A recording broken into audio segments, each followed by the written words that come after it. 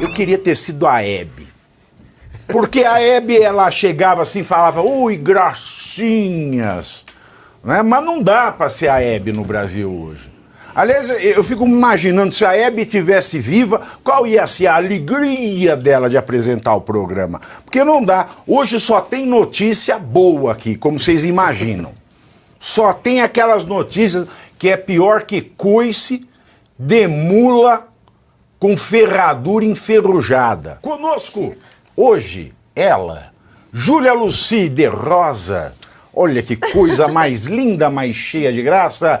Ele, Dr. João Belucci, está aqui conosco também. Professor Marcelo Soano, como de costume e tradição. E doutora Kátia Magalhães, acertei, doutora Kátia. Eu só lembrava do nome, sobrenome, eu arrisquei agora. Alegria toda minha. A alegria toda minha, seja bem-vinda à nossa casa e boa sorte aqui no Faroeste.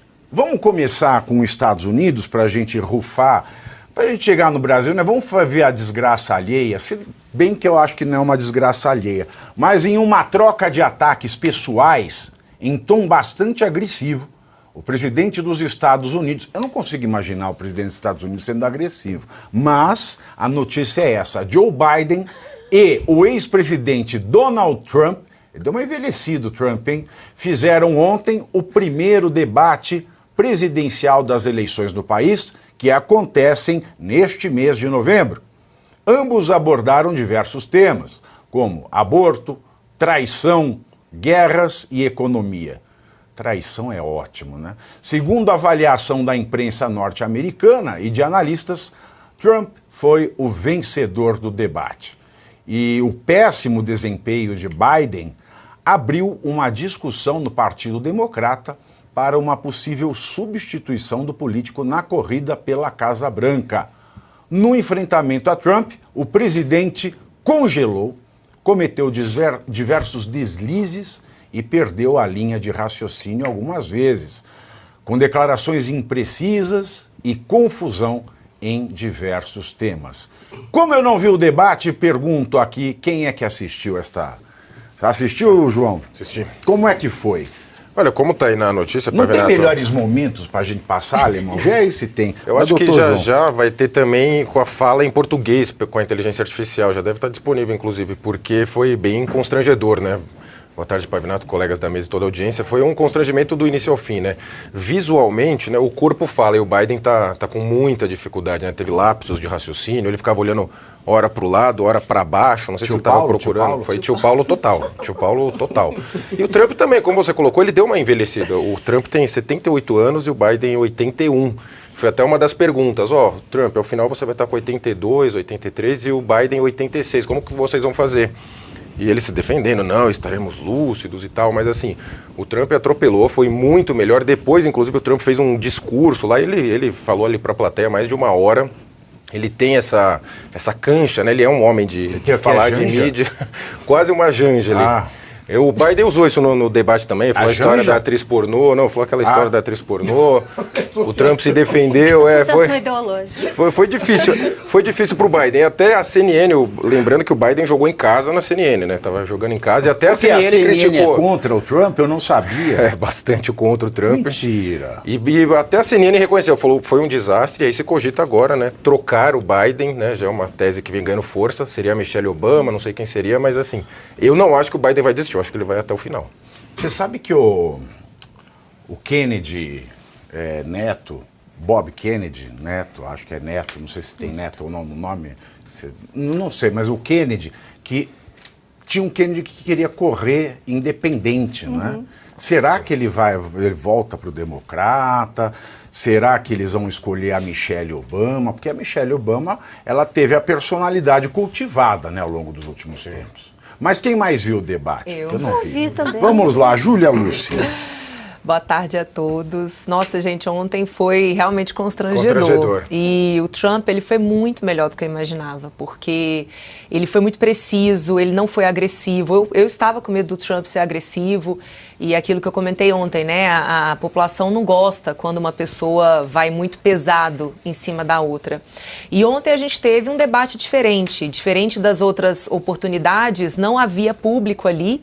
Foi uma das medidas, inclusive, tomadas para exatamente ajudar a Biden, porque a gente sabe que plateia acaba, né, colocando fogo nos competidores ali. Eu gosto das caras do Trump, acho o máximo. Também não havia assessores, então eles estavam ali sozinhos. E o Biden...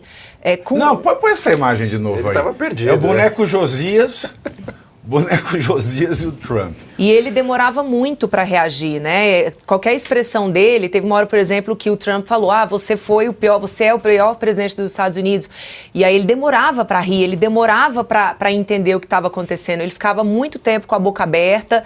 Então, assim, eu temo, tá? Eu sou trumpista e eu queria muito que Trump ganhasse, até para ajudar a gente aqui no Brasil. Mas eu temo que ontem o Trump tenha perdido a eleição dos Estados Unidos. Mas a harmonização facial do Biden ficou boa. Não ficou igual o Estênio Garcia. E eu preciso explicar por quê. Porque a chapa ainda não está fechada, não está registrada. Então, os democratas podem ainda trocar o seu candidato. Então, Trump poderia, por exemplo, não ter participado do debate ontem, só participado de qualquer debate depois da chapa registrada. Agora, os democratas estão desesperados, é a expressão que a imprensa americana está utilizando. Inclusive, uma deputada democrata falou isso: estamos desesperados. É nítido que ele não consegue levar adiante a candidatura. O meu chute é que ele vai ser, sim, substituído. O meu chute é que ele vai ser substituído pela Michelle Obama. E você ter Michelle e ter Kamala, duas mulheres negras na chapa, eu acho que é avassalador. Eu acho que tem um apelo... Avassalador em que sentido? Tem um apelo eleitoral mediático, forte. Exatamente. Ou a população vai falar: é agora, que iluminados. Eu acho que uma chapa composta por duas mulheres nos Estados Unidos tem uma força muito grande. Nós temos os swing states, né, que são os estados que vão decidir a eleição. Eu acho que, a depender da composição da chapa, eles podem sim fazer essa migração para os democratas. Então, eu acho que foi um erro do Trump ontem ter participado desse debate, porque ele foi brilhante. Você acha também, doutora Kátia? Vocês me permitem uma lição que eu acho, concordo plenamente com os colegas, que tenha sido constrangedor o debate, mas eu acho que, ainda que constrangedor, deu uma lição para nós, brasileiros. Primeiro, nós vimos dois candidatos com plena liberdade para dizerem o que quisessem dizer, inclusive um para chamar o outro de condenado. Não havia justiça eleitoral, porque nos Estados Unidos sequer há justiça eleitoral. Isso é coisa de país abaixo dos trópicos, subdesenvolvido, né? Esse papinho de justiça eleitoral, infelizmente, e que o dirá uma justiça eleitoral censora. Ninguém apareceu ali proibindo as pessoas de falarem o que quer que fosse. Agora, foi constrangedor e, afora tudo, acredito que tenha sido um debate bem esclarecedor da sociedade de massas que nós vivemos. Pensem, se a maior democracia do mundo ensejou um debate daqueles, um debate muito mais opinativo, de poucas propostas, um debate com fortíssimo apelo emocional, que o dirá às outras sociedades. Mas, infelizmente, essa é a tragédia da política, ainda mais da política da sociedade de massas do século XXI. Teve lá na CNN, professor Sono, um mediador tipo William Bonner? Pô, inicialmente meus cumprimentos, Pavinato. É que eu não vi mesmo, eu não assisti. Não teve, porque a própria CNN ela já é o William Bonner por sua própria estrutura lá nos Estados Unidos. Estou falando da CNN nos Estados Unidos. Jamais falaria qualquer coisa de tendência da CNN aqui no Brasil. Então vou falar da CNN dos Estados Unidos. Lá eles já são, a própria estrutura é o William Bonner, em relação ao Partido Democrata ou qualquer candidato que se apresente como progressista. Caberia bem também, mas meus cumprimentos a ti, cumprimento a Júlia, a doutora Kátia, cumprimento ao João, a toda a equipe da Oeste, esse público maravilhoso que nos acompanha. Olha, tem alguns fatos, é bem interessante, eu chego a quase a mesma conclusão que a Júlia, mas por um caminho distinto, tá? O que nós vimos lá é realmente o que já se esperava. O Biden, ele é o próprio tio Paulo, é isso que as pessoas estão brincando, né? É alguém que está lá e tem alguém fazendo, assina, Paulo, assina, por favor, assina aqui, porque ele já não tem mais condição. Isso não é uma questão de senilidade, isso não é questão da idade, é uma questão da característica pessoal, física dele. Ele chegou a essa condição. O Trump, por exemplo, ele pode ter envelhecido um pouco em relação a antes, mas ele continua com a mesma vivacidade intelectual, argumentativa, retórica, o que quer que seja. Ele continua do mesmo jeito. Significa que ele tem vitalidade para exercer um candidato, para exercer um mandato à presidência da República. Quando ficou esse confronto em que você viu o Biden numa situação constrangedora, o Partido Democrata apostou muito. A questão é, nós temos no dia entre 19 e 22 de agosto a Convenção Nacional que homologa o candidato à presidência da República pelo Partido Democrata. Existem algumas pessoas que podem substituí-la. A Júlia, quando ela trouxe a chapa, Michelle Obama e Kamala, eu não sei se a Kamala ela ia aceitar, porque ela ficaria meio constrangida. Ela seria a candidata natural, já teria uma briguinha entre as duas. Constrangida por quê? Porque ela é vice-presidente da República, ela seria a candidata natural, pegando uma personalidade que é apenas uma celebridade. Mas ela não é bem avaliada. Ela não tem nenhuma das... Aí que está o detalhe. Ambas têm uma avaliação... A é bem avaliada. A chapa Biden é péssima, mas ambas elas têm um certo elemento que a avaliação não é tão positiva quanto a gente imagina. Por exemplo, na população negra nos Estados Unidos são 17%. E se chamar Oprah para ser a candidata? Nossa, arrebenta. Arrebentaria, mas aí teria que fazer todo um procedimento que traria um constrangimento nacional, porque foi colocado alguém com a função específica de derrotar o Trump, mas não tendo um programa de governo. Aí é que fica o problema. Para os democratas, eles têm que convencer os quase 60% a 70% da população norte-americana que é composta de brancos.